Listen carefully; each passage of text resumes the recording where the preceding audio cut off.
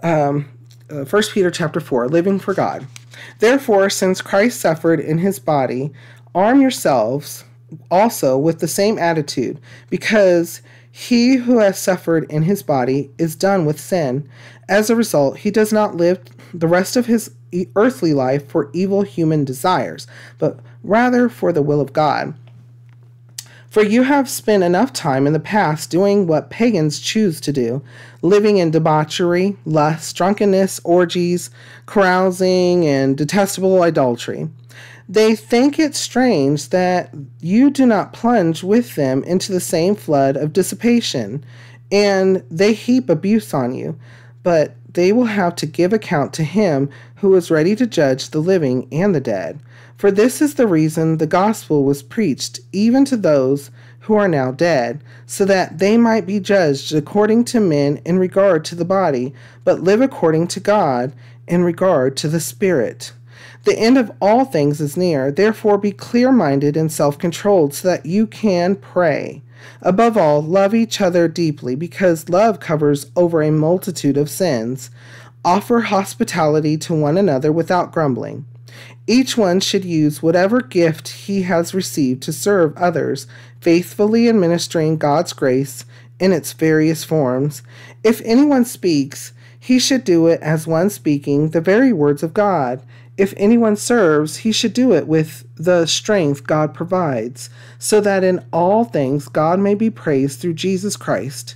To him be the glory and the power forever and ever. Amen. So, this is really important and very well-known verse. Above all, love each other deeply, because love covers over a multitude of sins. How does that work? How does that work?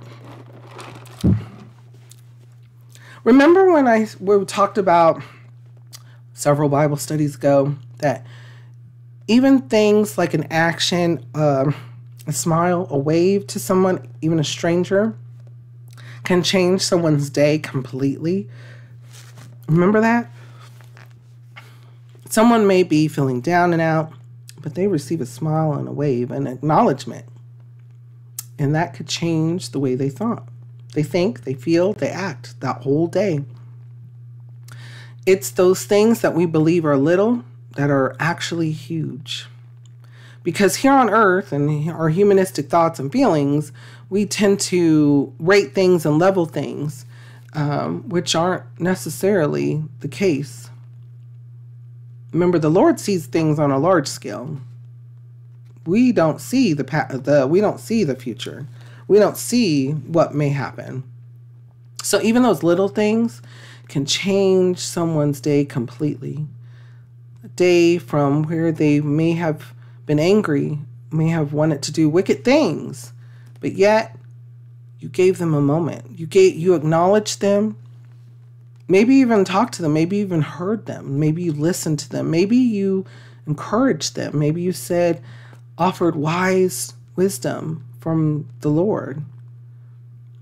Each of those things prevents the acts, prevents the thoughts, the wickedness. So again, read this verse and understand what Peter's telling us, even to this day.